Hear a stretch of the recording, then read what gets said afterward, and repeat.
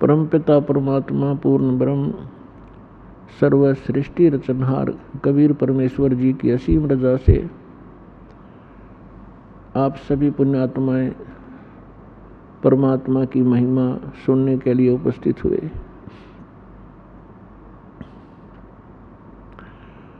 परमेश्वर अपनी जानकारी, अपने विषय में यथार्थ ज्ञान और सारी सृष्टि की रचना की जानकारी स्वयं ही प्रदान करने के लिए इस काल के लोक में सशरीर आते हैं, सशरीर चले जाते हैं।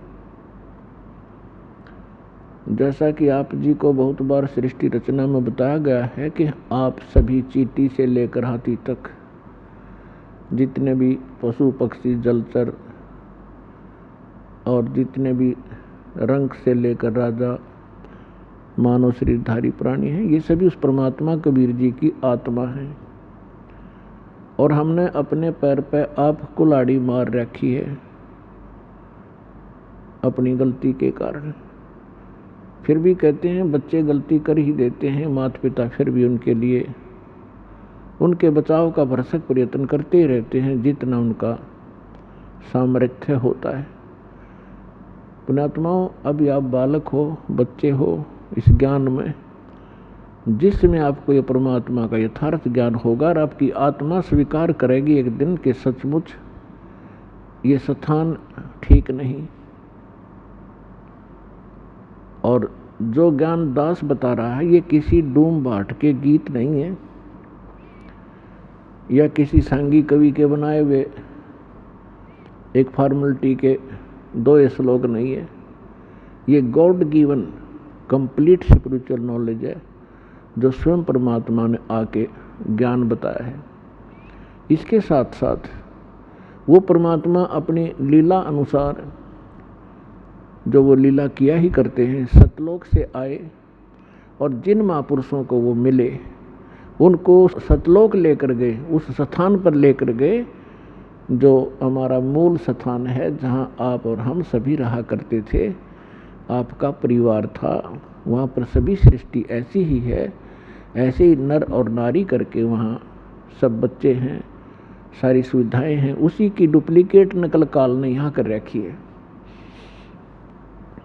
एक तो सोने के खिलौने हों और एक मिट्टी के कुम्हार के बनाए हुए, तो उनमें और उनमें बहुत अंतर होता है। वो कुम्हार के बनाए हुए खिलौने तो 2 मिनट में टूट जा, हाथ पाव न टांग पाओ उसकी, और सोने के बने हुए कहीं पटको उठा के उनका कुछ नहीं बिगड़ता और कीमत गनी होती है। तो सतलोक के अंदर आपको ऐसा शरीर मिलेगा जिसका नाश कभी नहीं होता, उसमें वृद्ध अवस्था नहीं है, बुढ़ापा नहीं है, सदा युवा बने रहोगे।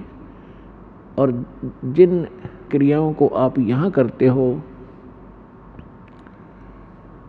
सैर सपट्टा करना प्रत्येक आत्मा चाहती है, हिल स्टेशनों पर घूम का वहाँ जाकर पार्कों में डोड़ा में घूमें, ये सारी सुविधाएं आपको सतलोक में प्राप्त है। प्रत्येक के घरों में ऐसा है। और घूमने के लिए आपके पास विमान है, वहाँ पर विमान है। यहाँ तो एक मोटरसाइकिल हो जाए हुआ है, बड़ी बात मानते हैं हम, और 6 दिन में तेल डलाना पड़ेगी तो लंबे सफ़र में जावत है। तो वहाँ कुछ भी नहीं है, निष्कर्म मोक्ष वहाँ प्राप्त होता है, बिना काम किए सारे सुख प्राप्त होंगे, लेकिन वो होगा यहाँ किए हुए का प्रतिफल। जैसे बच्चा विद्यालय में जाता है और विद्यालय में यदि वो उन सुखों को प्राप्त करता रहे जो उसने नौकरी प्राप्त करके प्राप्त करने थे, विद्यालय में यदि वो ऐसे ही सैर सपट्टे करता रहे, टीवी फिल्म देखता रहे, गाने सुनता रहे, जो उसका उद्देश्य उसको कर नहीं रहा, तो वो आगे चल के बहुत दुखी होता है। इसी प्रकार वो जो विद्यार्थी अपनी सच्चे दिल से पढ़ाई कर जाते हैं, सफल हो जाते हैं, तो फिर उसको उस फील्ड में जा कर के वो सुविधाएं प्राप्त होती हैं जो उसकी शिक्षा का ही प्रतिफल होता है। ठीक इसी प्रकार आप जी विद्यार्थी हैं, जिनको मानव शरीर प्राप्त है, ये सब ड्रेस है अलग से। जैसे विद्यालय में जाने वाले विद्यार्थियों की अलग से पोशाक होती है। इसी प्रकार आप जी को जिनको मानव शरीर प्राप्त है पूरे विश्व में, ये परमात्मा पाने वाली यूनिवर्सिटी में, विद्यालय में प्रवेश प्राप्त कर चुके हैं। इनके इतने अच्छे नंबर थे कि इनको प्रवेश मिल गया और ये ड्रेस मिल गई। नहीं तो कुत्ते गधे सूअर की ड्रेस ये पहले आप पहने हुए थे।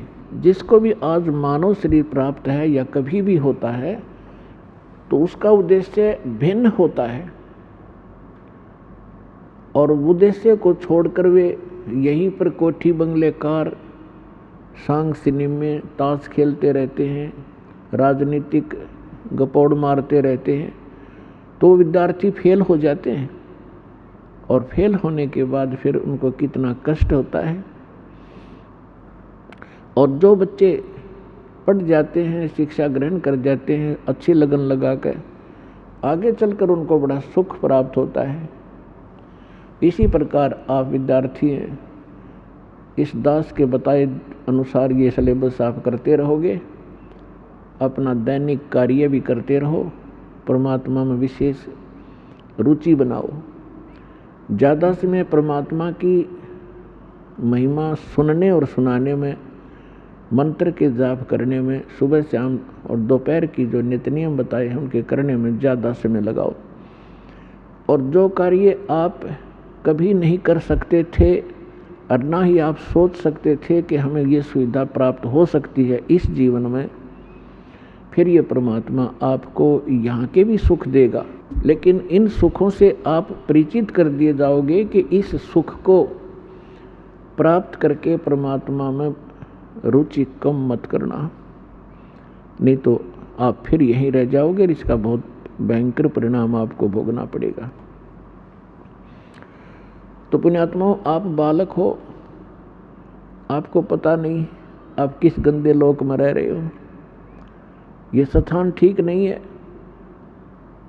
यहाँ पर चाहे आज कोई कितना सुखी नजर आता है और संपन्न परिवार है, सब बच्चे भी अच्छे, कोई सर्विस कर रहा है या कोई अपना बिजनेस ठीक कर रहा है, बाल बच्चे हैं, सारी सुविधाएं उपलब्ध हैं, ये आपके पूर्व जन्म के जो शुभ संस्कार हैं वही प्राप्त हैं, और उनको आप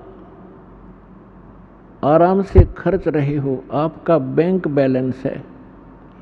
जब तक आप किसी भी व्यक्ति का बैंक बैलेंस है, यानी पूर्व का संचित धन उसके पास उपलब्ध है, और उसको वो किसी प्रकार खर्चो खराब करो, कहीं प्रयोग करो, जब तक वो पूंजी रहेगी तो ऐसा लगेगा जैसे ये कुछ भी काम नहीं करता, फिर भी सारी मौज मार रहा है। लेकिन जिस दिन वह पूंजी समाप्त हो जाएगी, फिर भाई को टूक भी नहीं मिलेंगे खाने को, क्योंकि उसने आगे कोई कार्य कर नहीं रहा, पूर्व की पूंजी ही खर्च कर रहा है। तो जो सत साधना नहीं करते और जो साधना करते हैं, शास्त्र विधि त्याग कर मनमाना आचरण करते हैं, वो दोनों ही अपना जीवन नाश कर रहे हैं। और एक सबसे बड़ी भूल अज्ञानता के कारण हमारे ये लगी हुई है कि हम देखते हैं अमुक व्यक्ति ना कोई कभी परमात्मा को याद करता है और ना कोई ऐसा धर्म कर्म करता है, सारा दिन अपना मस्ती में रहता है, घूटी लगाता है, और फिर भी उसको सारे सुख प्राप्त हैं। परिवार भी ठीक है, बच्चे भी ठीक लाइन पर लगे हुए हैं, और सब संतान भी है, पोता पोती सब कुछ है। और एक भक्त है, वो सब भक्ति भी कर रहा है, दान धर्म भी करता है, सत्संग में भी आता है, और उसको फिर भी कोई ना कोई ठूठा होती रहती है, कोई ना कोई कष्ट घेर ही लेता है। अब बगैर ज्ञान के, बिना ज्ञान के प्राणी यहाँ मार खा जाता है। वो ये सोच बैठता है क्या फायदा इस भक्ति का, ये व्यक्ति सामने वाला कभी राम नाम लेता नहीं, कोई धर्म नाम की चीज़ ये जानता नहीं, इसको सारी सुख प्राप्त है और हम सब कुछ कर रहे हैं, फिर भी कोई ना कोई दुख आ ही रहा है।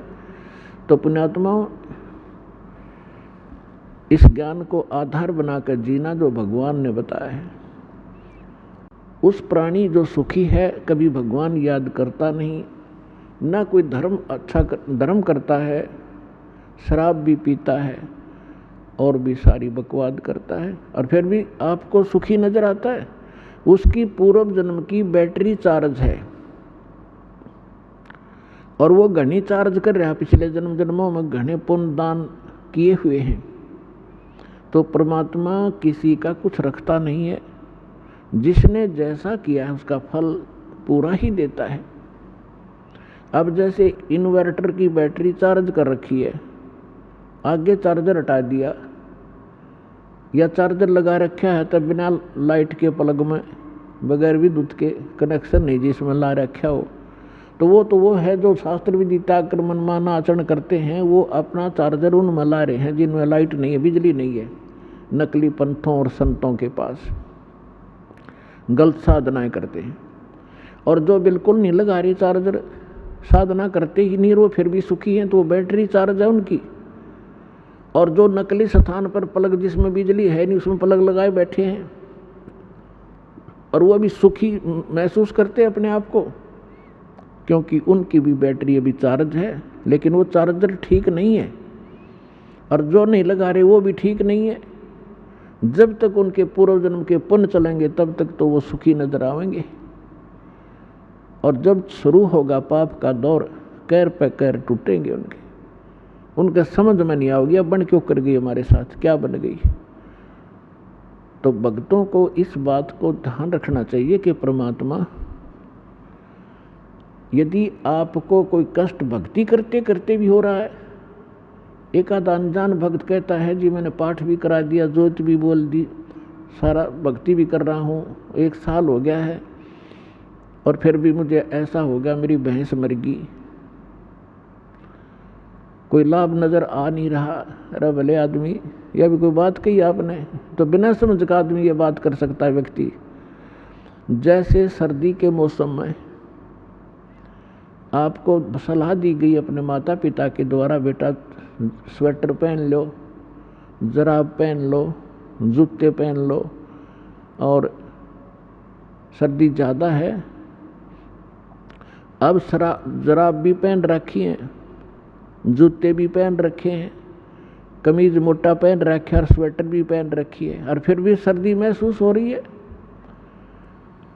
तो क्या वो बच्चा ये कहेगा कि मैंने सारा कुछ पहन रखा है फिर भी सर्दी लग रही है, इन्होंने क्या बचाव किया मेरा। अपने आत्माओं, कई भक्त अनजान कहते हैं मुझे कोई लाभ नहीं हुआ, मैं तो भक्ति ही छोड़ दूंगा। तो ये बातें इस ज्ञान को सच्चे ढंग से अच्छी तरह ना समझने के कारण ही ये मन में इस प्रकार की जो दुर्भावनाएं पैदा होती हैं। उसके लिए सत्संग ध्यान से सुनना चाहिए। अब जिस व्यक्ति ने सर्दी के सारे कपड़े पहन रखे हैं और फिर भी सर्दी महसूस हो रही है, तो वह सर्दी घनी है, और वो यूं कहे क्या फायदा है इन कपड़े के पहनने का, जर्सी पहन रहा, स्वेटर पहन रहा। तो उसका समाधान ये है कि यदि ये ना पहन रखे होते तो नमूनिया होकर मर जाता है तो पहले। इन्होंने अपने सत्र का बचाव कर रखा है आपके, लेकिन सर्दी घनी है या लगती रहेगी, हानि नहीं कर सकेगी आपको अब। और ये ना पहन रहा होता तो नमूनिया होकर मर जाता। तो पुण्यात्माओं, जो भक्ति आप कर रहे हो, साधना कर रहे हो, पुण्य करते हो, दान करते हो, ये आपको स्वेटर, जर्सी और जुराब पर आई जा रही है, और फिर भी कोई हानि हो रही है तो होने दो वो, क्योंकि आपके पाप कर्मों की सर्दी घनी है, लेकिन वो हानि नहीं कर सकती। थोड़ी बहुत आपको आभास अवश्य होगा, जैसे हाथ ठंडे हो गए, कान्ना का ठंडी ठंडी हवा लग रही है, लेकिन हानि नहीं कर सकता आपको, क्योंकि आपने बहुत बचाव के कपड़े डाल रखे। इस बात को ध्यान रखना।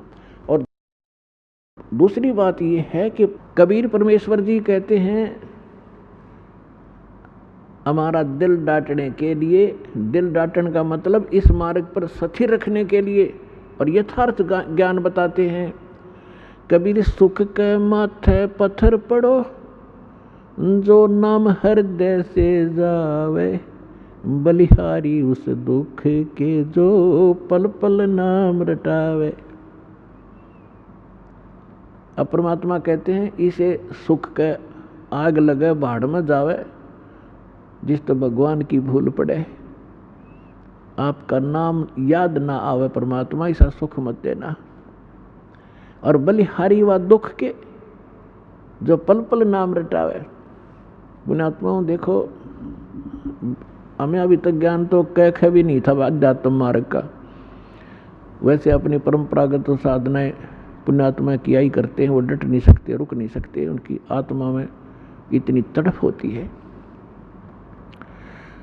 अब परमात्मा हमें थोड़ा बहुत कष्ट अवश्य रखेगा।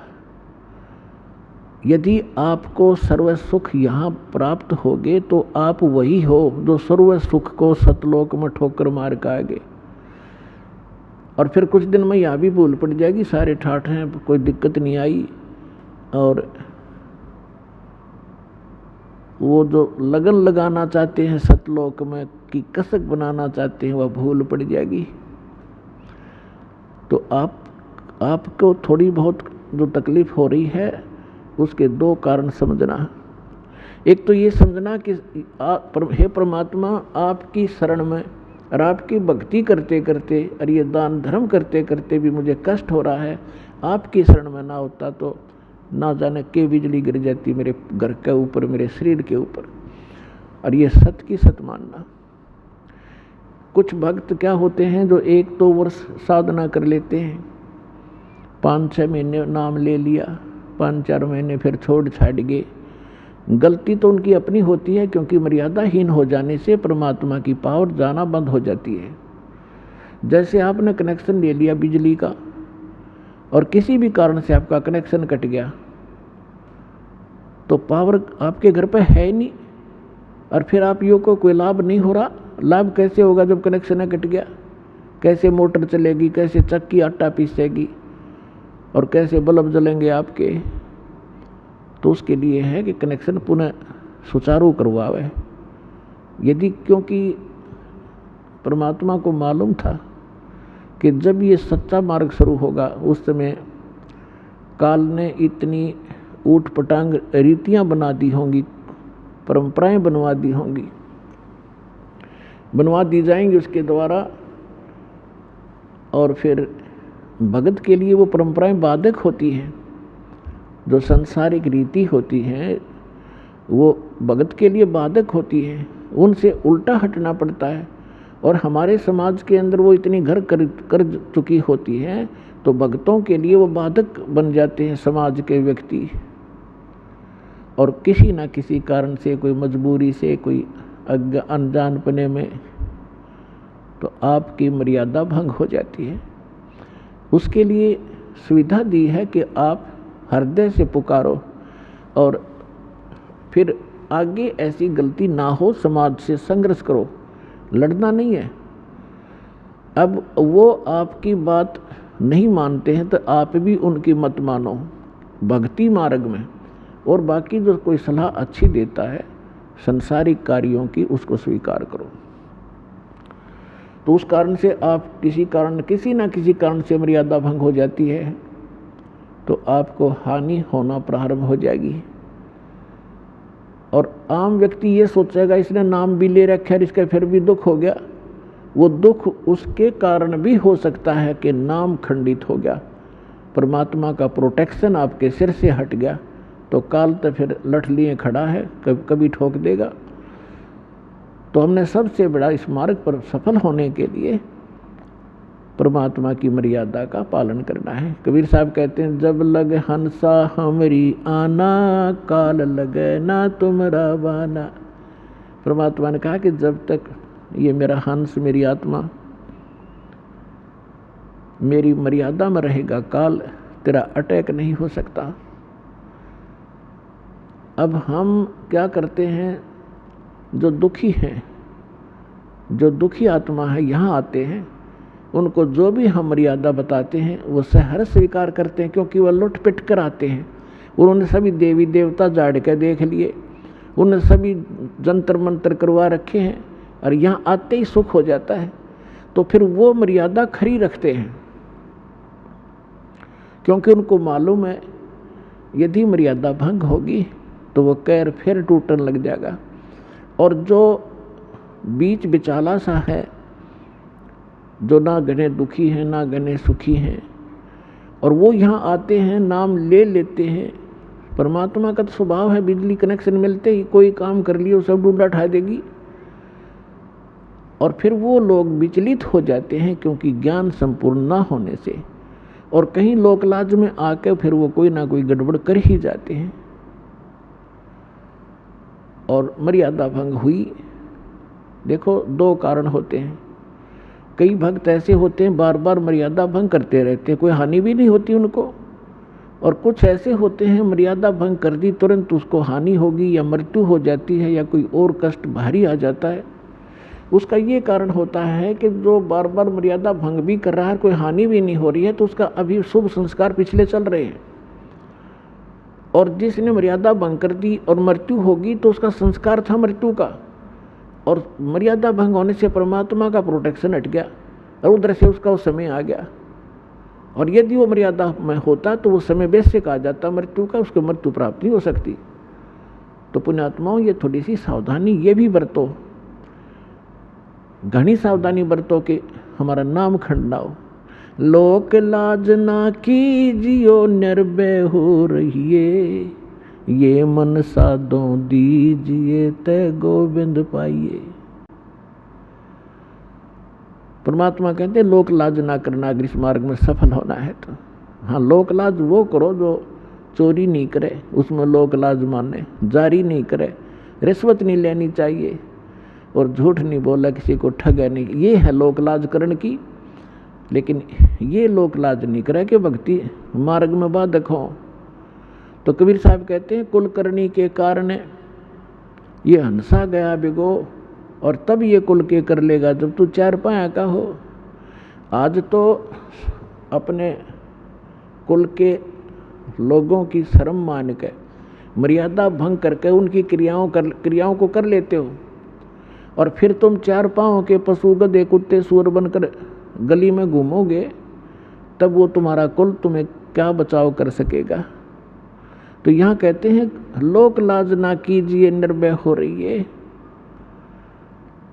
और यो मन साधो दीजिए तय गोविंद पाइए। इस प्रकार हमने किसी भी कारण से आपकी कोई ऐसी घटना घट भी जाती है आपके घर पे, तो उसके दो कारण हो सकते हैं। एक तो ये है कि आपकी भैंस मर गई और मरना था लड़का, एक भैंस तो और 20 दे देगा भगवान, तो आपको वो बचाव किया आपका। फिर दूसरा ये होता है कि जैसे कई भक्त होते हैं दुखी होकर आते हैं, कुछ एक को तो आप देख रहे हो, जैसा बहुत अनुभव सुनते हैं भक्तों की अपनी आत्मकथा, कई तो ऐसे होते हैं आते ही नाम लेते हैं और तुरंत ठीक हो जाते हैं अधिकतर, और कुछ एक ऐसे होते हैं नाम ले भी लेते हैं, 2 4 10 बार चक्कर भी लगा लिए, राहत नहीं, जो वो सोचकर आते हैं कि हमें ये होना चाहिए और वो नहीं हो रहा, तो वो ये सोच बैठते हैं कि मुझे तो कोई लाभ नहीं हो रहा। तो उसके कारण आपको बता दिया, बहुत से ऐसे हैं कि जैसे या तो मर्यादा भंग आपकी। कबीर साहब कहते हैं, अपनी महिमा पर बताते हैं, सतगुर के दरबार में कमी काहे की ना, हन समोज ना पावता तेरी चूक चाकरी माँ। इस कबीर भगवान के दरबार में इम्पॉसिबल वर्ड नहीं है इसकी डिक्शनरी के अंदर, लेकिन हमें लाभ नहीं मिल रहा, तो उस कहते तेरी चूक चाकरी में, तेरी कोई पूजा सेवा और श्रद्धा में त्रुटि है, उसको सुचारू कर, फिर डूंडा ठा देगा। भगवान ही समर्थ है, ये क्या नहीं कर सकता।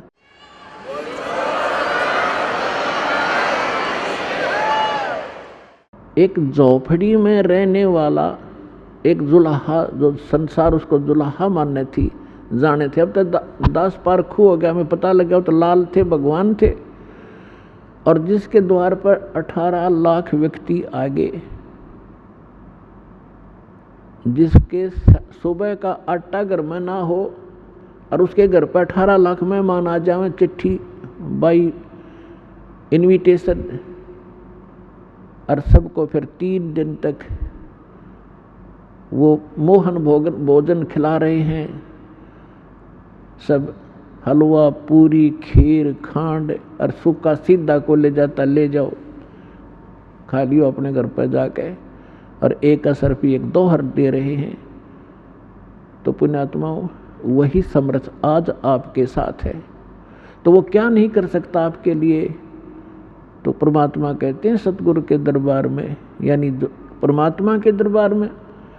अब सतगुरु जो होता है वो परमात्मा ही होता है, या फिर परमात्मा अपना विशेष कृपा पात्र ही भेजा करते हैं।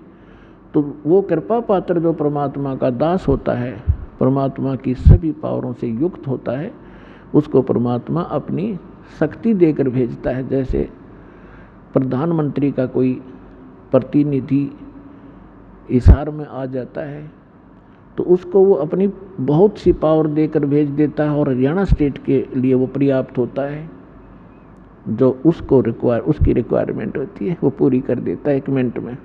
तो इसी प्रकार जैसे प्रसंग चल रहा है कि कुछ भक्त आप देखते हो आशीर्वाद लेते ही और सब दुख दूर हो जाते हैं, शारीरिक कष्ट, प्रथम तो शारीरिक कष्ट ही दुख मानते हैं, और फिर घर में सुविधाएं प्राप्त हो जाती हैं। अब दूसरे को ऐसा नहीं हो रहा है तो ये सोचना चाहिए कि जैसे डॉक्टर के पास सैकड़ों मरीज जाते हैं रोगी, और एक रोगी को तो 4 टैबलेट देता है और अगले दिन बताता है जी मैं स्वस्थ हो गया, और एक का इंजेक्शन भी लाता है, ग्लूकोज भी चढ़ा देता है, एडमिट भी करना पड़ जाता है, और फिर 1-2 महीने तक उसको टैबलेट दी जाती है।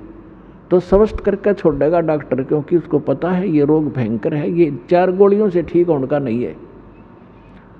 तो पुण्यात्माओं, आप जी ने ये ध्यान रखना चाहिए। एक तो इसमेमें ज्ञान परमात्मा ने इसलिए आधार बनाया है क्योंकि जब परमेश्वर कबीर जी 600 वर्ष पहले आए थे, सन 1398 से सन 1518 तक जब परमात्मा यहाँ आए थे तो उन्होंने अपनी वो सारी लीला करके दिखाई थी जो भगवान किया करते हैं। तो जो प्रसंग चल रहा है हम उसी पर आते हैं कि जैसे कोई एक्सीडेंट हो गया किसी व्यक्ति का और वो हॉस्पिटल में जाता है और उसके शरीर से ब्लड निकल रहा है, बह रहा है, उधर से उसकी टांग फ्रैक्चर होगी है दूसरी, और उसमें पीड़ा घनी हो रही है। अब वो डॉक्टर को वो चिल्लाता हुआ तो जा ही रहा है, डॉक्टर ने देखना है कि पहले इसकी टांग का दर्द ठीक करना है या ब्लड रोकना है। वो ब्लड को रोकेगा कि ब्लड बह गया तो फिर यह टांग भी चली जाएगी। अब पहले वो ब्लड जो बह रहा है उसको रोकने की चेष्टा करेगा, टांग में बेसिक दर्द बना रहे, वो टांग जीवन नाशक नहीं हो सकता टांग का दर्द, इसलिए डॉक्टर पहले उसको रोकेगा जो जीवन नाशक है इसका, फिर धीरे धीरे उसका टांग का भी ट्रीटमेंट शुरू होगा। इसी प्रकार आप जो उद्देश्य लेकर आते हो और वो पूरा ना होता है तो परमात्मा ने हमारे को ये ज्ञान दिया।